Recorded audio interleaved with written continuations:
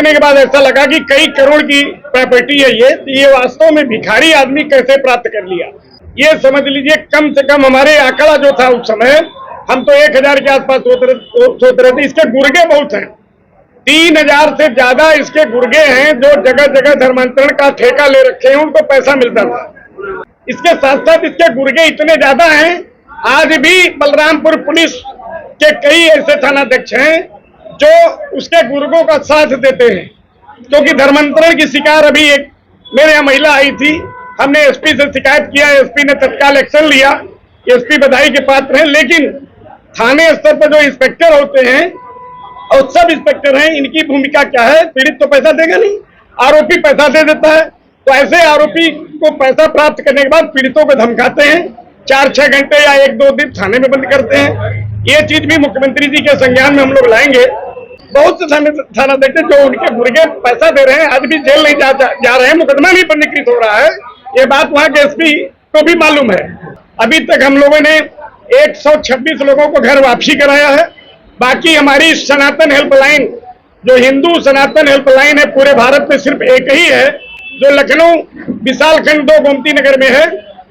लोगों को मदद मिल रही है और हम लोग अपने स्तर से हिंदू राष्ट्र बनाने की कार्य कर रहे हैं।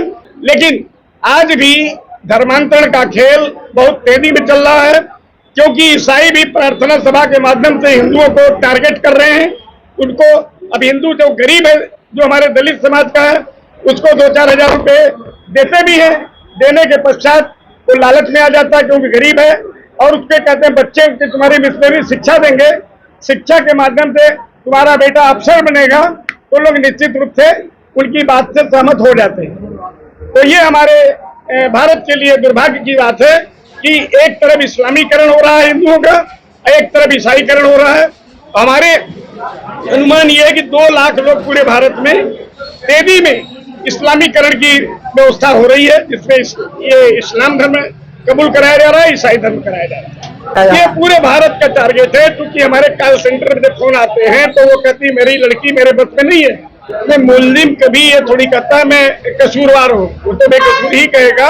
हाँ, ये एक बात ये बहुत मजेदार है कि उसको जमानत पर छुड़ाने के लिए बहुत से लोग लगे हुए हैं कि जल्दी से जल्दी छूट जाए, और हमारे देश की जो लचर कानूनी व्यवस्था है उसको बदलना पड़ेगा।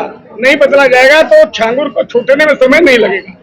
देखिए, मौलाना साहब ने जो कहा, डिम्पल भी हमारी भारतीय नारी हैं और एक दल के राष्ट्रीय अध्यक्ष की पत्नी है।